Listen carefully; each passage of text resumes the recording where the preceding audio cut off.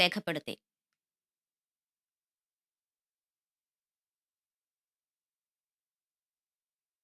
തൃശൂർ പുതുക്കാട് ആനന്ദപുരത്ത് കള്ളുഷാപ്പിൽ വെച്ച് സഹോദരങ്ങൾ തമ്മിലുണ്ടായ തർക്കത്തിനിടെ ജ്യേഷ്ഠൻ അനുജനെ കൊലപ്പെടുത്തി. ആനന്ദപുരം സ്വദേശി യദു കൃഷ്ണനാണ് മരിച്ചത്. സംഭവത്തിന് ശേഷം രക്ഷപ്പെട്ട പ്രതി വിഷ്ണുവിനെ പോലീസ് പിടികൂടി. ആനന്ദപുരം കള്ളുഷാപ്പിലാണ് സംഭവം നടന്നത്. കുറച്ചു ദിവസങ്ങൾക്ക് മുൻപ് വിഷ്ണുവും മരിച്ച യദുകൃഷ്ണനുമായും തർക്കമുണ്ടായിരുന്നു. ഇതിന്റെ തുടർച്ചയായാണ് കഴിഞ്ഞ ദിവസം ഷാപ്പിൽ വെച്ച് വീണ്ടും തർക്കമുടലെടുത്തത്.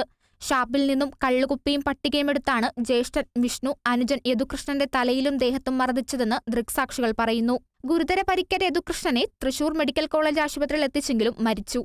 സംഭവസ്ഥലത്തു നിന്നും രക്ഷപ്പെട്ട് പ്രദേശത്ത് ആളൊഴിഞ്ഞ പറമ്പിൽ ഒളിച്ചിരുന്ന വിഷ്ണുവിനെ പോലീസ് ഓടിച്ചിട്ട് പിടികൂടി.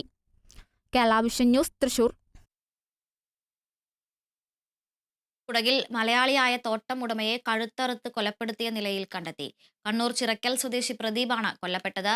വീരാജ്പേട്ടയിലെ ബി ഷെട്ടിഗേരിയിൽ പ്രദീപന്റെ തോട്ടത്തിലുള്ള വീട്ടിലാണ് മൃതദേഹം കണ്ടെത്തിയത്. സംഭവത്തിൽ ഗോണിക്കുപ്പ പോലീസ് അന്വേഷണം ആരംഭിച്ചു.